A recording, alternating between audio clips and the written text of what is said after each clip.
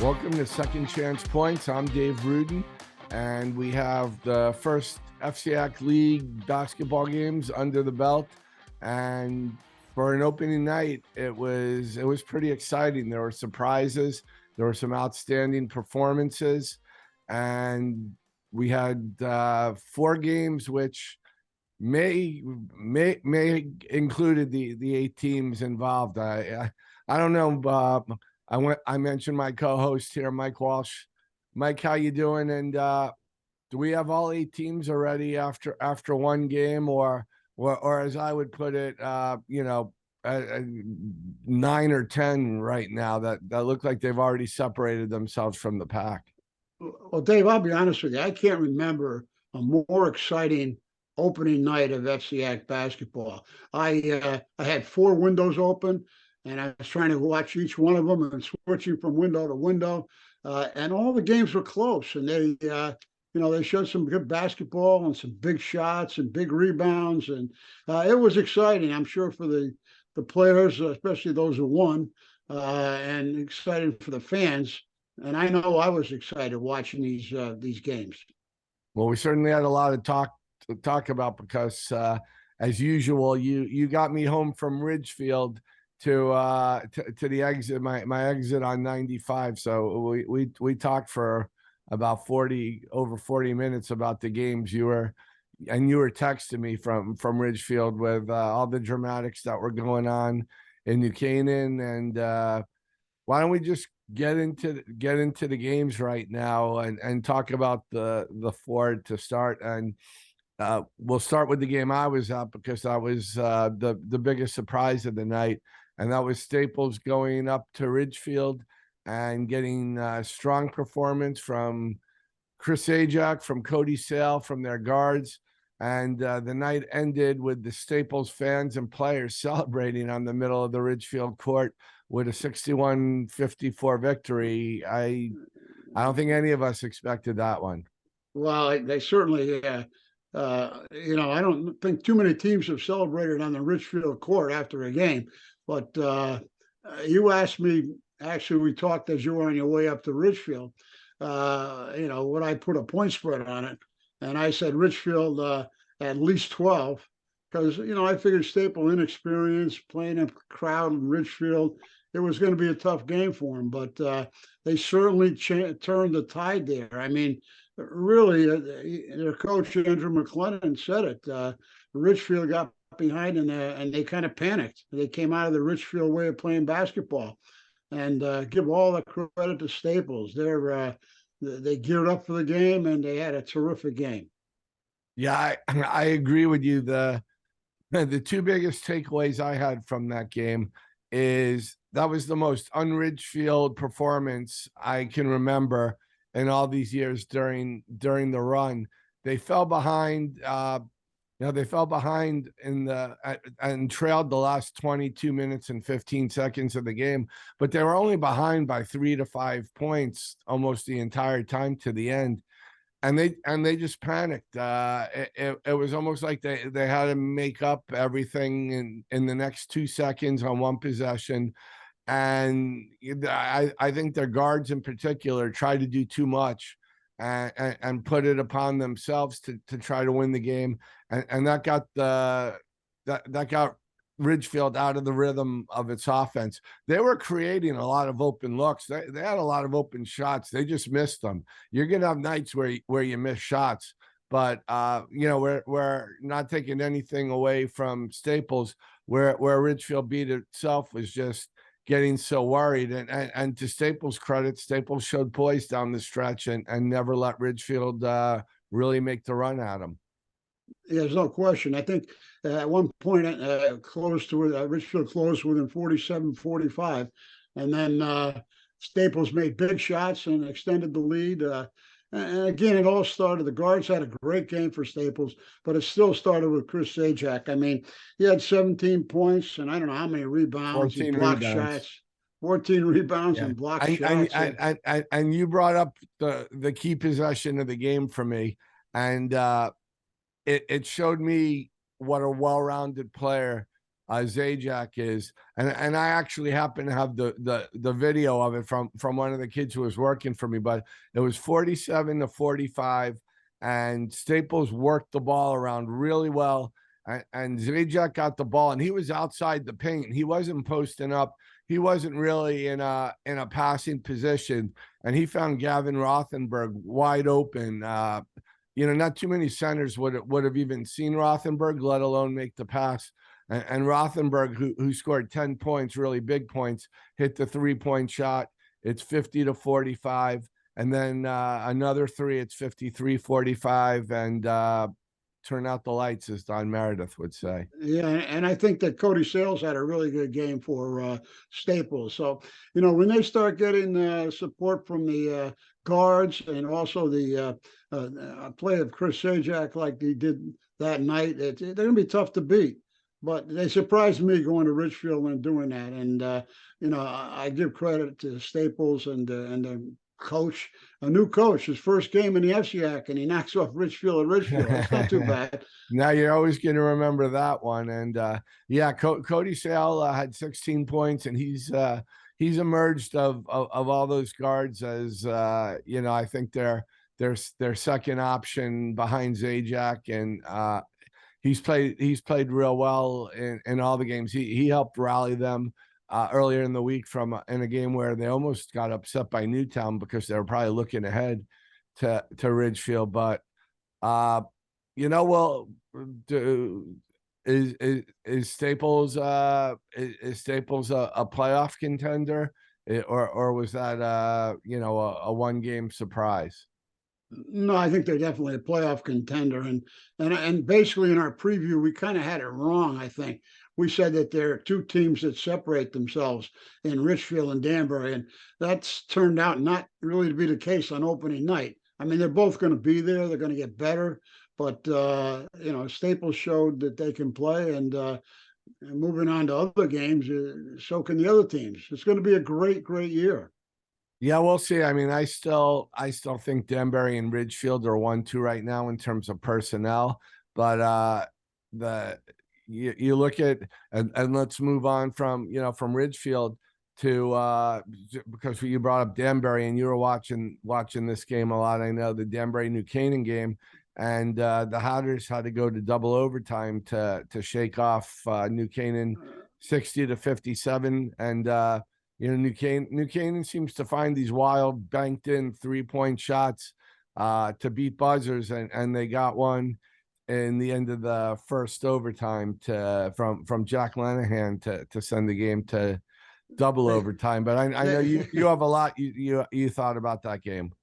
Yeah, well, they actually had 2 3-point shots at the end of regulation and then at the end of the first overtime, and he banked that one. And as you say, New Canaan has a penchant to do that, especially on their home court. But I thought New Canaan had an excellent game plan. They played a 2-3 zone, and they're pretty long in the 2-3 zone, and they forced Danbury to stay outside and shoot the 3. Now, having coached in that gym many times, it's a very difficult shooting gym for the opposing team. And Danbury actually had a lot of wide open shots and threes, and they were missing them. They couldn't hit them. And they allowed New Canaan to stay in the game, and New Canaan would come down and make a basket, and it was back and forth. And when it was they needed it at the end, they were down. Danny switched to at the end of regulation, a 1-3-1, which gave all kinds of trouble to Danbury. So Danbury's going to have to work on their zone offense. They have the tools to do it. I mean, obviously, Kushan Perkins had 17, and Christian Jefferson had 17, and Cam had 14. They have the personnel to do it. But New Canaan, you have to give Danny Melzer credit.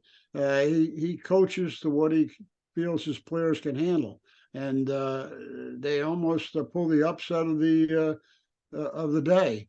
And New Canaan is going to be a playoff team. I really think, having watched them, because that's my question for you. I think New Canaan's a playoff team. What's their ceiling? How high? If they play well, how high can they finish? I think if they played all their games on their home court, they'd be a top 4 or 5. But you have to play away some of them. But no, I think they'll be right there. And who knows whether there's 5, 6, 7, 8. Doesn't matter. Just get in the playoffs. And I think they're going to be in the playoffs. A couple of the players impressed me. I think I forget his name, Jack Hedlick or something like that. Yes, Yeah. and Linehan, as you talked about. But the rest of the team are scrappy and they play, and it's a team that you'd probably like to coach. And I know Danny enjoys doing it in the Canaan there. So that to me was a surprising game because again, we're talking on your way up. I thought Danbury was going to beat him. But again, having seen New Canaan, I think they're a playoff team. I think New Canaan, of the 8 teams that we like right now, might be the one that doesn't have like a real lead player, the go-to 20-point, but they have a whole bunch of guys who could lead the team in scoring on any given night. And that's not a bad thing. That's not a bad position to be in either. Plus they play defense and they rebound. They play a great zone. He can play the 1-3-1, and I think some teams he'll adjust his defense as to who he's playing, who the other team is, and what their strength and weaknesses is. But that was a great game to watch. They were all great games to watch. They came down to the wire. If you want to go to the next game, let's talk a little bit about Warde and Wilton. Wilton game, which was an intriguing game because we kind of, at least right now or in preseason, looked at them as 3, 4, 5 teams. A little behind Ridgefield and Danbury, and in the pack with Staples and your boy. We got to give the Jack Plesser shout out because he stepped up and scored 34 points, but I didn't see the game, so I defer to you to talk about this one. Well, I saw that game, and it's a funny game. I don't think Wilton played very well as they're capable of playing, especially on their court. But I thought Warde took advantage. We were up 41-30 at halftime. And then, as Wilton always does, they came roaring back, and it was a 59-57 game. And my man Jack Plesser stepped up. He came off a screen, hit a shot to put him up 4, and then came off to another screen and put him up 6, and kind of opened up the game from there. He had 34 points, and I believe, what would you say, 17 rebounds or something to that effect, and block shots. He can do it all, Plesser. I thought he had a future maybe at a Division III basketball school, but you told me no, he's a pitcher in baseball. So no, not Plesser. We were talking about Zajac before. Oh, I was talking about Zajac being a pitcher. Oh well, Plesser I think can play at the next level. So he really impressed me. Where was he? Was he scoring from all over? Where was he getting his points from? I'll tell you, it looked like he was scoring from all over. He can hit the jump shot. He's really like a guard playing as a big, which is kind of unusual. I really like him. I wish and I have had players like him, and he's the kind of kid you really like to coach. And not to take away from the other kids, because Jack Kramer had 11 points also, and they played pretty good defense. They made big shots when they had to. So I think those teams are pretty equal on that particular night. Plesser made a big difference. Yep, and again, it's home court advantage. Warde and Wilton both also have strong home court advantages, and they have 2 of the best fan bases in the league too, which make a difference. And in this year where there's so much parity, I think home court advantage is big, and coaching is big, as we've talked about. Home court advantage didn't turn out too big this opening night, though, because Ridgefield lost and so did Wilton. But I think they're pretty equal teams, to be honest with you. Wilton is going to have to get some scoring from different people. I know that McKiernan had 15 and Campbell had 16, and I didn't even know about Campbell. And Henry Roy had 14. So if they can continue that, and Liston I think that can score for them. I think they can. They'll be right there. And as usual, Joel does a good job coaching. So again, both those teams are playoff teams. Yeah, they're gonna be right. I don't know why I missed it. For some reason, I thought the game was at Ward, but it was at Wilton. So to go in there and Ryan Swaller does a good job always, and to go into Wilton and win there says something. So excuse me, two more teams that that's stamped themselves, and then the fourth game, which was sort of the asterisk game of the night, two teams that should have good chances to finish in the top 8, and we need more body of work on them to see where to put them. But Stamford came away with a 61-54 win over St. Joe's. Stanford's 4-0 right now. They haven't lost, and Jeremiah Winchester, the key transfer of the season, scored 20, and EJ Presley, the football quarterback, had 18. So that's a good win for Stanford. You got to see some of that game as well. I had that on, and I was really impressed with the way that Stanford, even when St. Joe's made runs at him, was able to come back and score. And Winchester was a big part of it. He had some big threes, and I think the Elijah, talk him as a football player. He's a pretty good basketball player too. I think he's going to he's an athlete, get better and better there. He's a great athlete, Presley. He's an athlete. But he had 18 points and Winchester 20. But JJ Salvatore and some of the other players, they played pretty good defense. As far as St. Joe's is concerned, I really thought the kid Deshaun Hall Johnson did a good job. I mean, he had 16 points, 14 rebounds, and 4 block shots. He did what they asked him. I actually thought he could have been a little more selfish and tried to score a little bit more. They missed him a couple of times inside. But, if he plays like that. If he stays in there like that, St. Joe's a different team. Yeah, it really helps him. And he's an excellent passer. We talk about Zajac being a passer.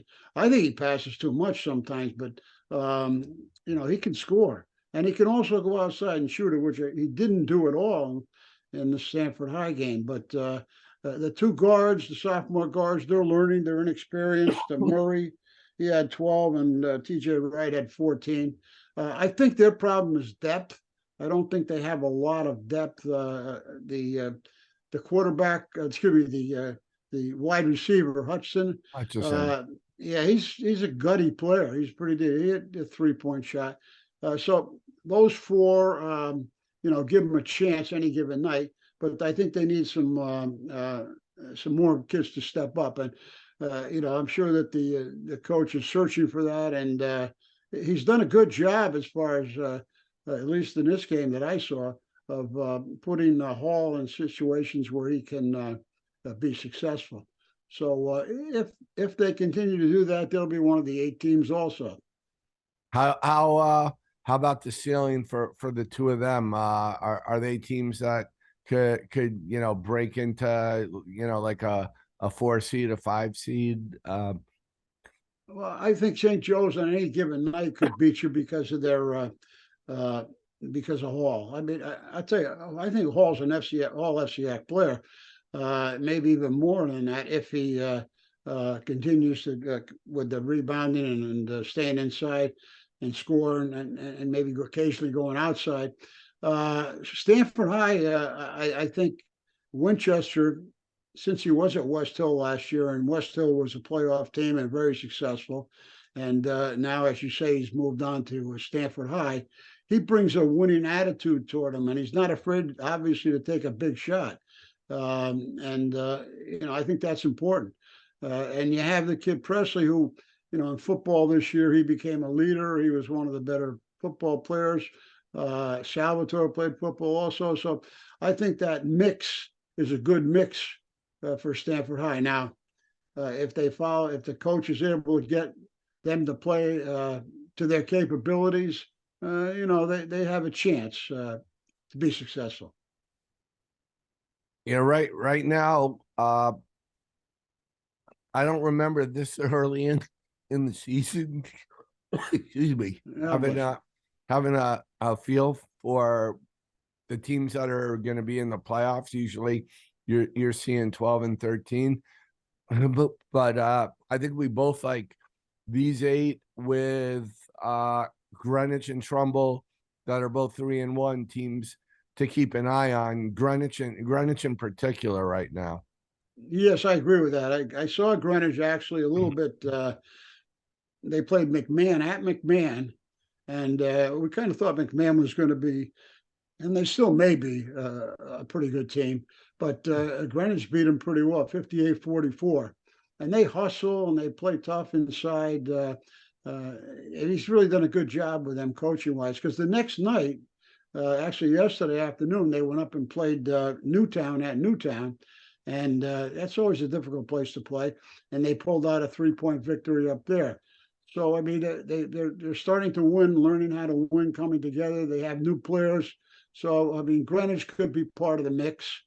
Trumbull could be part of the mix, I think, because you know, you have a Buddy Bray who's been around and he's experienced, and he's got a couple of players that can play a little bit, and they seem to play together. Again, I saw him play poor West Hill. I feel bad for Roberto, who took over for Howard. You know, West Hill is a learning. They're really not. You know, they're a young team, I would assume, and They're getting ready for that first round game against East Catholic or Northwest well, Catholic. don't get me started because Yeah, that's absolutely ridiculous. we're not going to go Division on. One's We talked about this before the podcast, but yep, it's a great idea, CIAC. Let's do the state tournament based on past performance. So a poor team like West Hill, which lost everybody, is gonna have to go, play one of the top 2 or 3 teams in the state in a game that's unfair to them, unfair to the other team, and no one wants to see. I mean, that it's ridiculous. And I'm sure that East Catholic is sending down people to scout West Hill. But really, it's a shame because they're in Division One, and they're going to struggle to win games this year. And It's not fair to West that's Hill. I mean, that it's just it's no, it's not fair at all. It's not fair to Bristol Central. I don't want to get into the state tournament well, because yeah, I'm really. I just tried to throw that in there for a 1-minute interlude because we were joking about it. I understand, but I'll tell you, I'm very excited about the FCIAC this year because we saw 8 teams that I think can be there, plus Greenwich 9. Trumbull maybe, and maybe McMahon had a bad night, but so it's going to be a good year. Where last year you kind of expected Ridgefield to win, and they did, and credit to them. This year, I think it's going to be wide open. I mean, Staples proved that, beat him up at Ridgefield. One thing to keep an eye on with Ridgefield too. Ian Swadowitz has now played. He got in about 2 minutes against Staples, but he's a tough 3-point shooter who has scored in double figures in every game he's played, and he's trying to get back from an ankle injury. So that's gonna be another weapon once he's back. And let's also realize that Staples, I think, was waiting to play this game the whole year, and they, like you say, they were looking ahead to it, and it was a big game for them. It was almost like a championship game. So let's see the rest of the year when it kind of come down, and you got to go night in, night out, Tuesdays and Fridays, and play. So it'll be exciting to watch. I'm looking forward to it. I think Danbury will figure out the zone because Casey is, he's a very good coach, and I think that they're going to be successful. The thing that surprised me, by the way, against New Canaan, I didn't bring this up. He never really full court pressed him. I saw him in a couple other games where he used a 1-2-2 diamond press, trapping when you get the ball in. I thought it was effective, but he didn't do that against New Canaan. I don't know, why or whatever. Maybe, and then maybe because Danny Mells is pretty good at breaking presses with his team that he didn't want to do that. But, Danbury's going to be there, Wilton and Ward. Ward is going to beat a chance to beat anybody if you can't stop Plesser. And, I'm not so sure anybody can stop Plesser if he plays like that the other night. But it really, I'm excited to keep this going. I think it's going to be a great year. Okay, we're gonna play a little game now. Where should Dave go? Because looking at this week's schedule, if I want to take the route I can take, by the end of Friday, I'll have seen what I have is the top 8 teams right now. So on Thursday night, we have a rare Thursday night game. Danbury's at Stamford. So I can go to Stamford and I can see those 2 teams. Well, that'll be an interesting game because Danbury, as I said, they're susceptible to a zone. Will Stanford play a zone? I don't know. They played pretty good man to man, and can they shut them down? I'd have to give Danbury a little bit of an edge, but hey, who knows? And the way things are going. Okay, so that's 2 more teams I haven't seen that I'm going to see. So here are my 2 options Tuesday. I can see New Canaan at Staples. I've seen Staples. I haven't seen New Canaan. Or I can go to St. Joseph at Warde and see 2 teams I haven't seen yet. Yeah, St. Joseph Warde would be a really good game, I think. And I'm not trying to tell you where to go because you'll make that decision. But St. Joe's, I'm anxious to see how they progress with Dejan Hall. Of course, also, can St. John's stop Plesser? I'd have to say no, but we'll see what happens. Well, where I go Tuesday is also dependent now on where I go Friday, because Friday you have Warde at Ridgefield.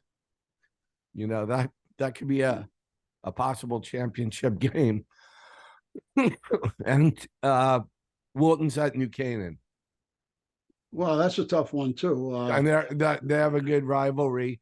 Hey, so if I go St. Joe's Warde Tuesday and Walton New Canaan on Friday, I'll pretty much I'll have seen in a week the 8 teams that we think are top 8 right now, and without having seen Greenwich or Trumbull yet. Well, I'll get you covered. I'll make sure I see Greenwich. I know I have you there. Local live, and then the ones you're not at, I'll be watching. Yeah, it's a tough choice where to go. If I'm going to go to New Canaan Wilton, then I want to go see Warde. But I hate Warde, Ridgefield, and Wilton, New Canaan. I mean, which one do you miss? I hate to miss either of those games. I'll fill you in and let you know what's going on. I'll tell you, that was the great thing. What the great thing is about this NFHS network and local live, and now the high schools have YouTube. New Canaan has a great YouTube channel, as does St. Joe's, Ridgefield. New Canaan has a great student television station. Yeah, and Darien pretty good for that, man. We didn't mention Darien at all. They won their first game by 4 over Norwalk, which, is a win. So we'll have to see what they do as they go forward. But Sheroy always beats some people he's not supposed to beat. But just watching it that night, I didn't know which game to watch. It was going back and forth and back and forth. And it was terrific. We need and I have it on up here right now. We need NFL Red Zone for FCIAC basketball. So you can, I don't know how you would do the red zone for basketball if you're going to do it, every time a team's close to scoring, but you can, it'd be good. Well, I was texting you. I was giving you the scores. I was texting you. Oh, I was up quarter, there. I'm sitting there trying to watch my game and trying to see the updates that you're sending me. And you're good at that. You do it. I actually was tweeting updates out because nobody was at the games, and you were getting me scores. So I was actually you're doing a service to the basketball community, because I was able to. We got to teach you how to tweet. Maybe that's the thing to do. I have enough texting issues, so tweeting is Maybe I will. Who knows? Sooner or later. Well, you know how But to, you know how to use Twitter now. We got you. We make inroads all the time. We got your whole face on the screen right now because you didn't know this was going to be you didn't know this was going to be a video. I'm becoming technologically knowledgeable at this point. Not really, but it sounds good. In fact, last week I told you I didn't even know we were on video. That's why I was most of the time my head was down or whatever. But I didn't give you the update. The Pontevedra Sharks JV girls basketball team won their last game. I happened to see that on the NAHS network, and my granddaughter Ellie scored 6 points, had 4 rebounds, and she had a steal and 2 assists. So the six 2-point shots or any threes there? No, she has the layup. She's making the layups. She's a much better surfer, but she's into basketball. Can we adopt our team as the official Florida JV team of Second Chance Points? Absolutely. In fact, I was going to say that she would be the player of the week for JV basketball in Pontevedra Beach. So no, the player of the week for JV basketball is Alex. What's his last name? Go on my Instagram. Sports writers hate more than anything when JV games go into overtime. I hate that. I don't care who wins. I'll root. I'll root for the team at the end that could break a tie. And the kid for Ridgefield at the buzzer hit a driving shot to give Ridgefield the win, but more importantly to get the varsity game starting a little bit closer to 7 o'clock than it would. I kind of know what you're talking about. I remember we played St. Joe's and we were number 2 and they were number 1 in the state. The gym was packed. In fact, Calhoun was there to see Roshmel Jones, and the JV game went into overtime. And all the kids are in the locker room, and St. Joe's kids in the locker room, and I'm always rooting for my JV team, but I wish they would have not gone to overtime. And top of that, it went to a second overtime, so the game ended up being JV game. Does that affect the players when they're sitting there waiting to go at all? Well, yeah, because they're kind of like out in the hallway looking at the game and wondering when it's going to get over. And you've already gone through your pregame stuff and all that. But the only good thing that night is it went double overtime and we won. And I don't think they ever played in front of a bigger crowd, and they were pretty happy about that. And then to make it top it off, we knocked off St. Joe's and we became number 1. So that was a good thing. No, we sports writers are always rooting for no overtime. Well, if the game is tied, you're rooting for the team on the last possession to score to break the tie. So I'm sorry to you to you JV kids that are playing in a game where you're tied and you're on defense, but we want no overtime. No. Hey, listen, the kids enjoy playing the game. They play hard. And that was the best thing about the opening night in the FCIAC. They just tremendous games. Kids played hard. Players stepped up, did their job. And, I really think it's going to be a year where anybody can beat anybody. If Ridgefield wins for the 5th year in a row, they'll really, really deserve it because there's teams that can beat them this year. No, it was a great opening night. It's almost like the schedule maker sat down and said, okay, what are the best games we could put together on opening night, and they did. I would have been happy to go to any of the 4 games. I was happy to watch all 4. And you were lucky you got to watch all 4 games. So, all right. Well, we're going to have, just by the games I mentioned, my choices, we're going to have a lot to talk about next week. But this is our second, another episode here of Second Chance Points. Mike, thanks a lot. I don't say have a good week because we'll be talking 4 or 5 times and texting. But you keep me updated Tuesday and Friday with where I'm not. And more importantly, thanks again for doing this. Very good. Appreciate it, Dave. And another shout out to my guy Cooper Boardman, who does all the sound editing here and the production and puts this all together. Another good week of basketball. It looks like we're going to have a great season. Enjoy it, and we'll be back next week to talk about it.